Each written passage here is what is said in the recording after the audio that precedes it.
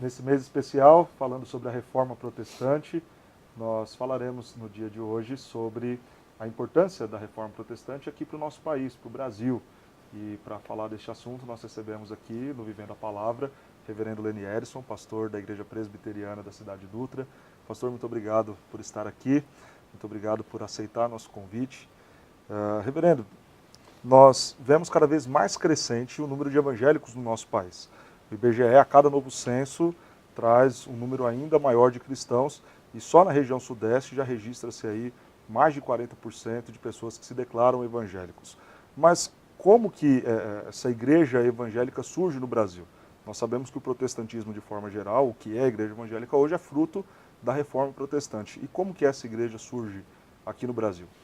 Muito bem. Antes de responder a pergunta, eu agradeço a oportunidade de estar aqui, reverendo Jonatas. É muito bom falar sobre esse tema tão importante e rico, né, para a história da nossa igreja e também para a história do Brasil, porque, já respondendo à sua pergunta, reverendo Jonatas, veja, a história do evangelho no Brasil, a história da chegada dos evangélicos no Brasil, tem uma relação direta com a própria história do Brasil.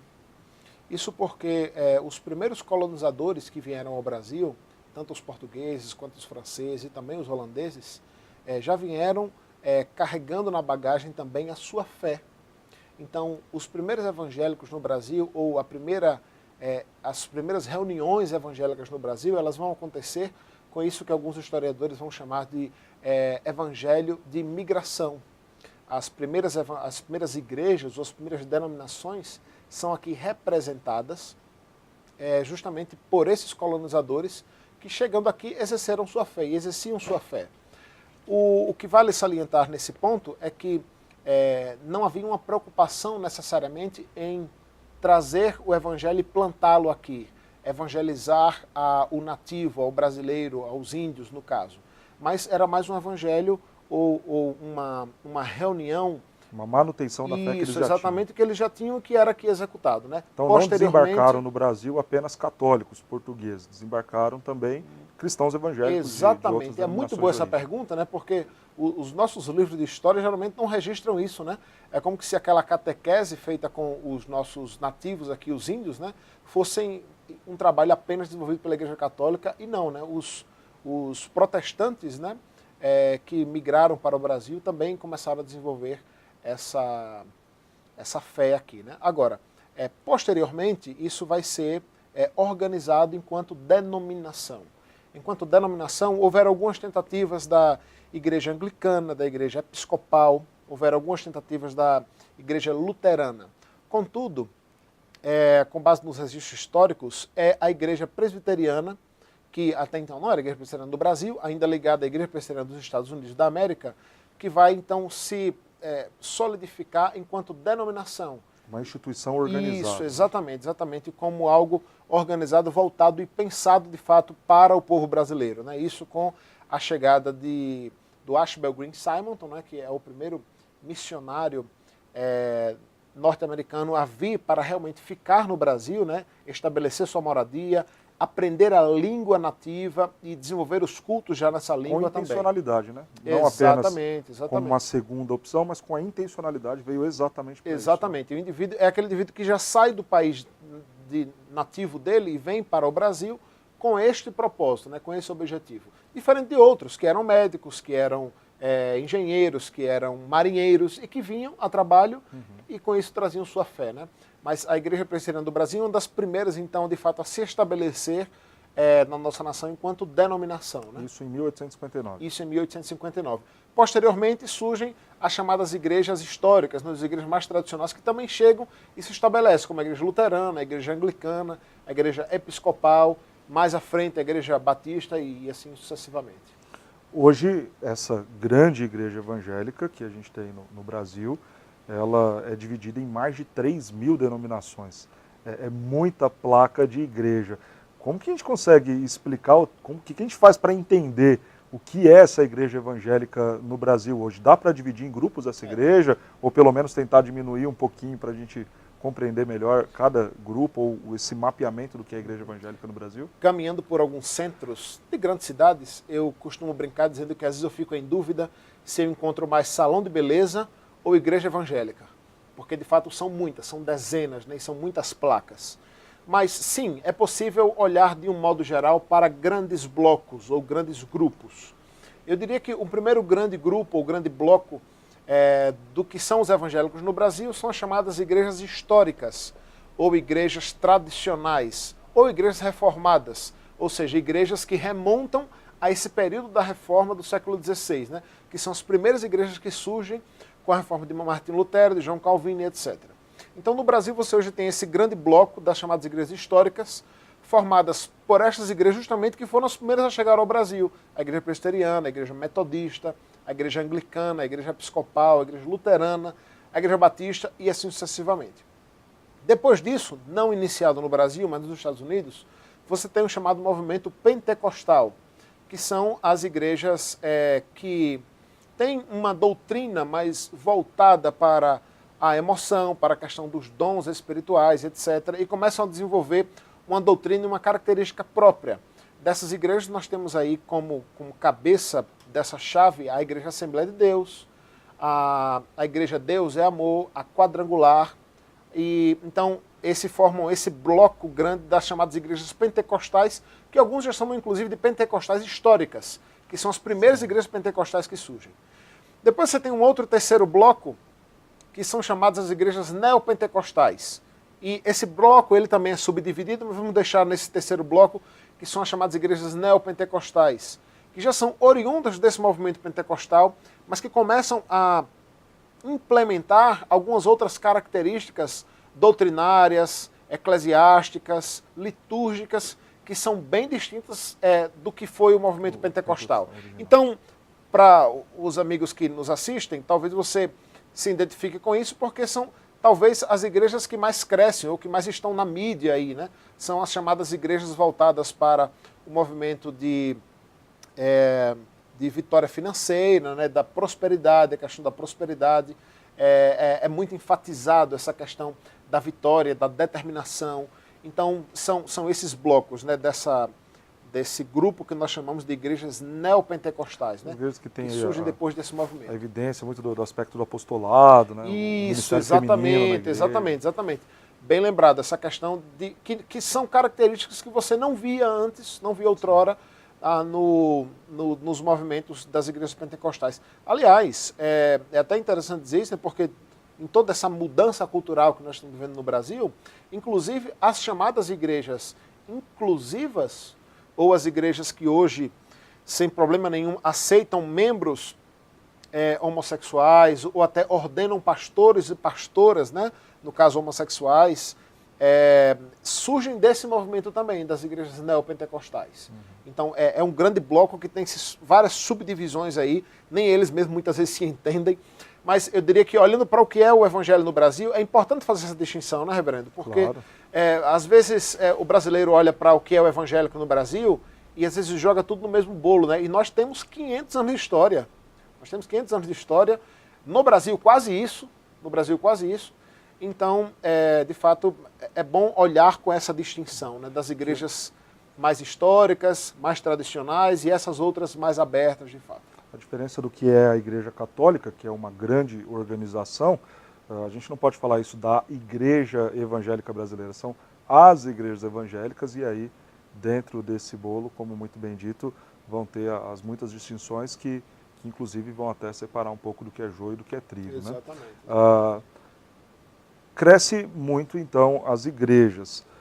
Esse crescimento quantitativo, ele acompanha a qualidade, o crescimento qualitativo também? Olha, reverendo Jonatas, infelizmente não. Infelizmente não. De fato, o órgão responsável por catalogar isso no nosso país, né, mostra o quanto, de fato, esse número dos evangélicos cresce absurdamente e cada vez mais.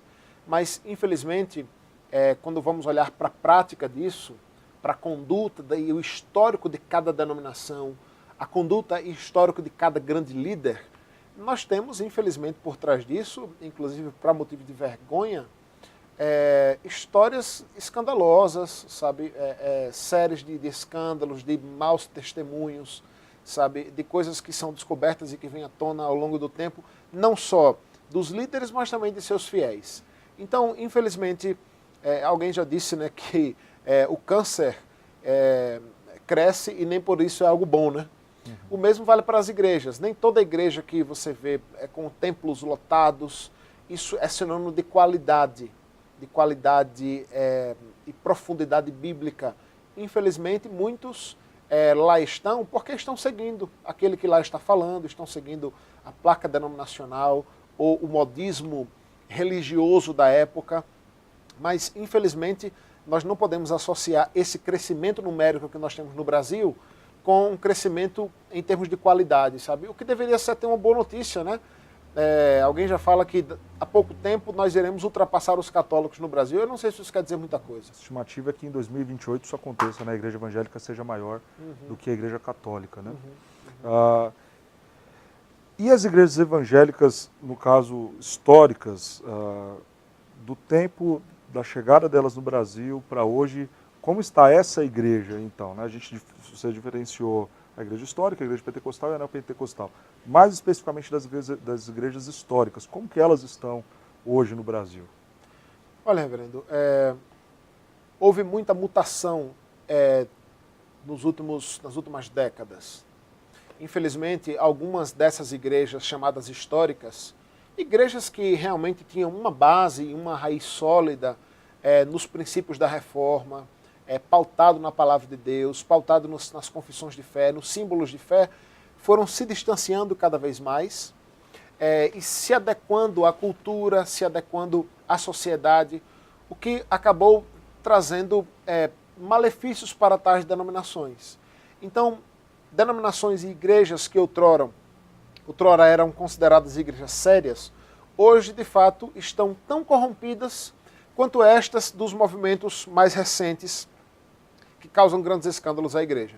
Então você hoje encontra igrejas oriundas desse movimento da reforma, mas que já não mantêm mais a seriedade de outrora. Foram abrindo os espaços, abrindo concessões, o que trouxe realmente prejuízo para essa igreja. Então, se não dá para dizer que dentro dos evangélicos nós temos um grupo homogêneo, nem sei se dá para dizer que dentro de cada denominação nós temos um grupo homogêneo.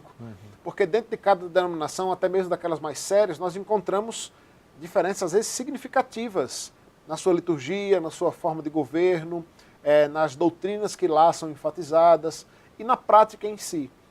Então, de fato, eu creio que neste ano, né, que nós comemoramos os 500 anos da Reforma, sobretudo e principalmente para essas igrejas, talvez fosse uma boa ideia, sabe, olhar para esses princípios e perceber os erros que nós temos cometido como igreja, como tradição, ao longo dos anos. Mas ainda existem igrejas históricas, não apenas no sentido cronológico, mas também doutrinário, que preservaram essas características da reforma também nos dias de hoje, na sua questão doutrinária? Sim, reverendo Jonatas, eu creio que sim. Eu creio que a palavra de Deus mesmo garante, né, que o remanescente fiel permanecerá. É a igreja que seguimos, né?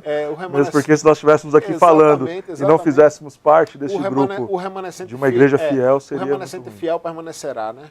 Assim, eu costumo dizer, né, que tentando tirar a paixão um pouco de lado, eu diria que a Igreja Presbiteriana do Brasil, junto com algumas outras poucas igrejas, ainda é uma igreja que, apesar das lutas e das dificuldades, tem se esforçado para se manter fiel às Escrituras.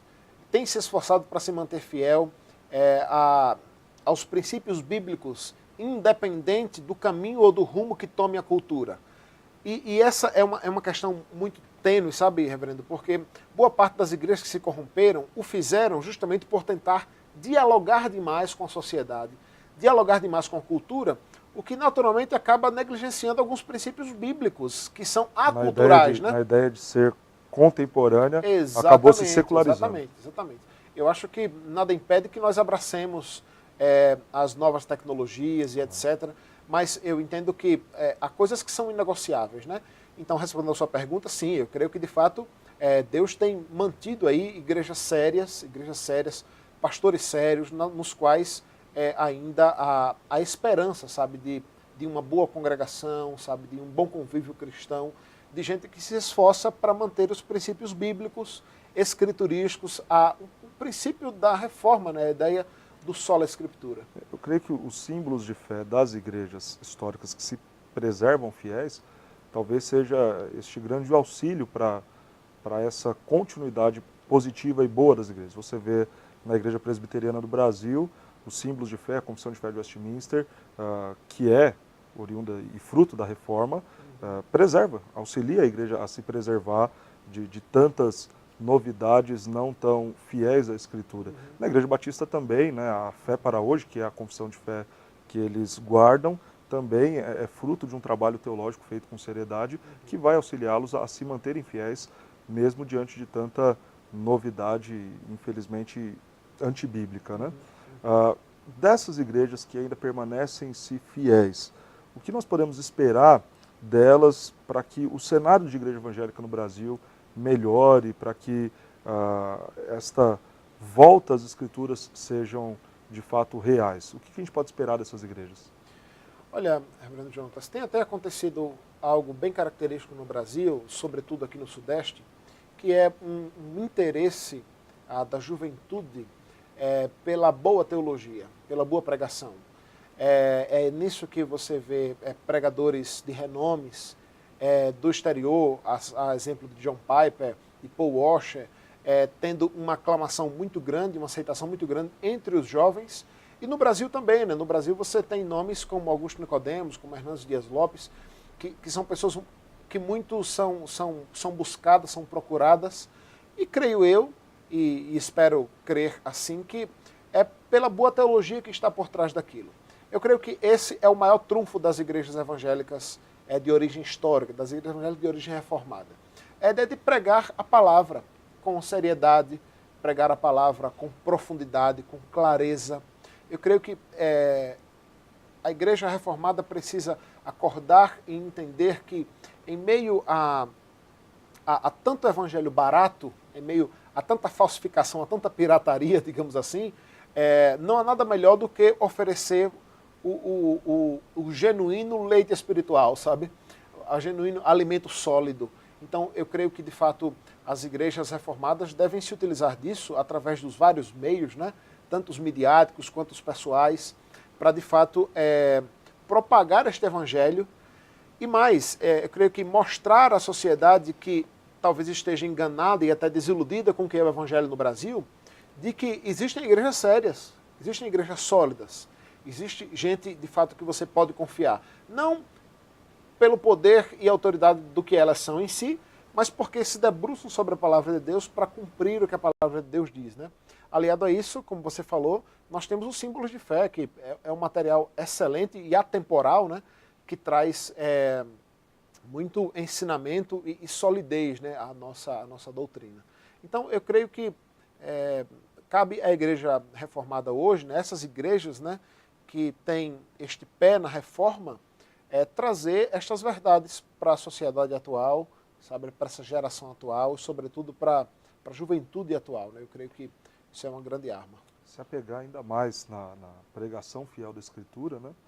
E não ceder à ideia do pragmatismo, simplesmente já ter a igreja cheia, né? Que talvez tenha sido o que fez muitas igrejas se desviarem. No afã de ver o crescimento, se distanciaram do evangelho genuíno, da pregação única e exclusiva da Escritura, incluindo outros elementos no culto, na pregação, e foi o que infelizmente cria todo esse contexto de uma igreja até sem tanta credibilidade, né? Eu concordo plenamente nessa ideia de que a igreja reformada séria precisa assumir esse papel de liderança frente a essa mudança, né, que é necessária nas igrejas evangélicas, e fazê-lo por meio da fidelidade da Escritura, né? Pastor, o que esperar da igreja evangélica brasileira? A gente tem um grupo fiel, tem um grupo muito distante, até mesmo esse das igrejas inclusivas, mas o que esperar nos próximos anos da igreja evangélica no Brasil? Tende aí, na sua opinião, mais para uma volta à Escritura, ao apego à palavra, ou a cada vez mais crescer e se distanciar do que a Bíblia nos ensina? Olha, Reverendo Jonatas, a palavra de Deus diz que por se multiplicar a iniquidade, né, o amor de muitos se esfriará. É triste porque ao passo que nós vemos os evangélicos crescendo no Brasil, junto com os evangélicos, junto com a suposta solução, cresce o problema.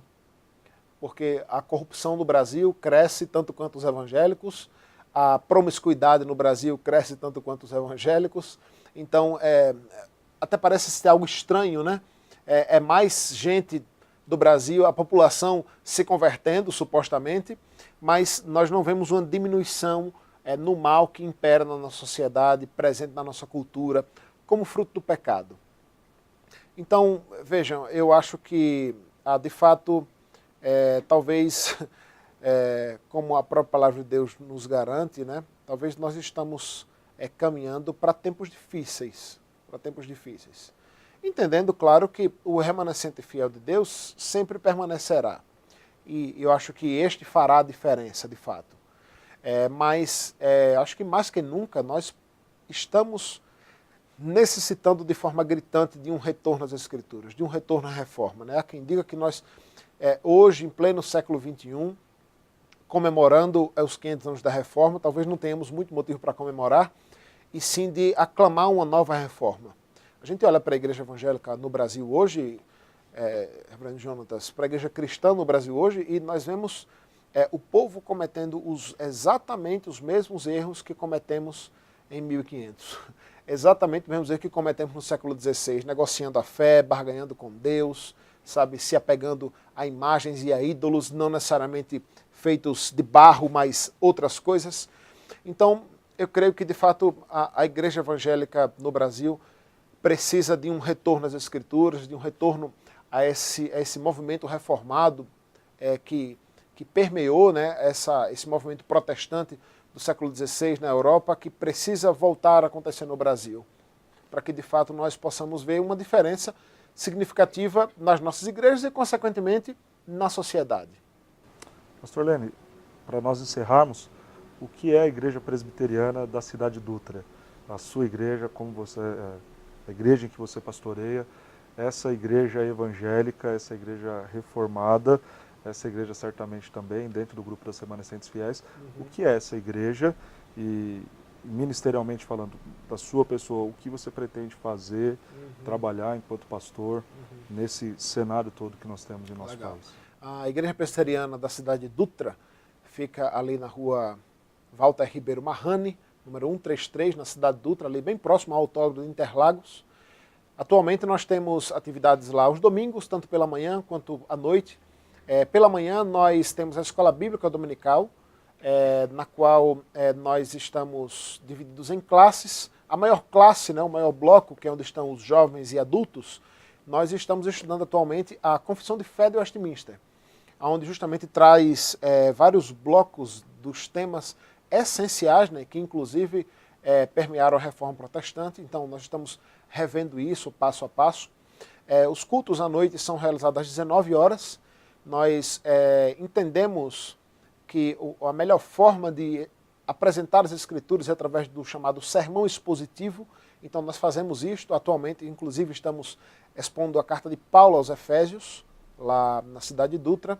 A igreja também trabalha com a ideia dos grupos pequenos, né, ou grupos nos lares. Nós estamos trabalhando isso e apostando nisso como estratégia de evangelização, inclusive, para a expansão e crescimento da nossa igreja.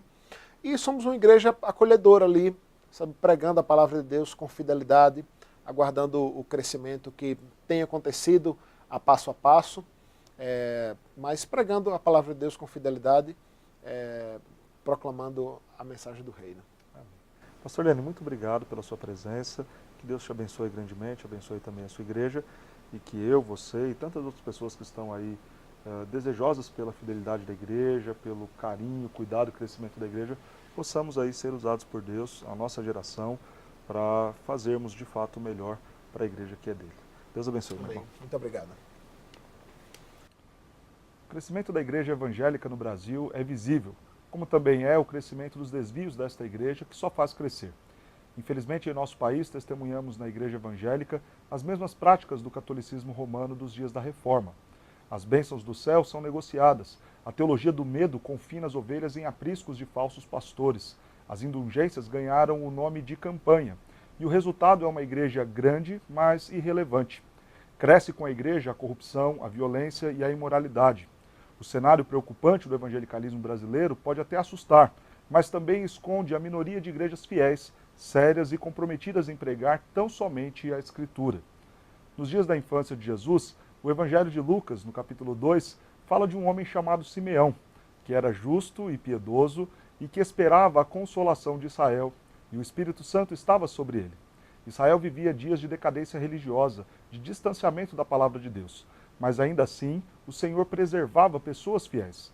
Essas características de Simeão, descritas em Lucas 2:25, podem servir de parâmetro para identificarmos as igrejas fiéis que têm sido preservadas por Deus em nosso país. A primeira característica do texto que eu quero destacar é a justiça e retidão.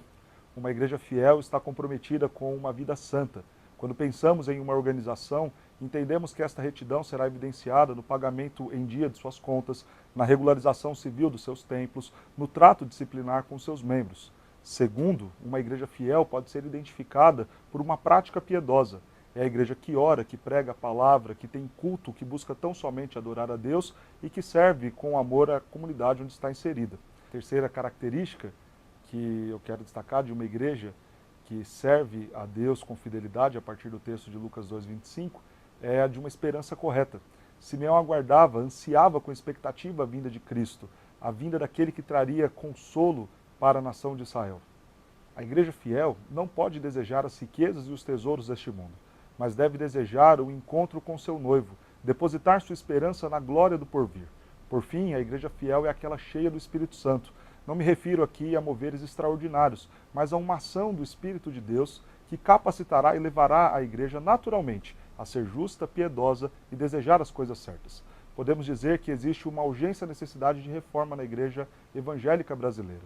Reforma essa que deve começar primeiro com a preservação e fidelidade das igrejas reformadas, das igrejas históricas. Depois, com o engajamento dessas igrejas na pregação genuína do Evangelho, plantação de novas igrejas e formação bíblica de novos líderes. Nosso desejo é que você, onde você está, se engaje, dedique-se em servir a Deus da melhor forma possível.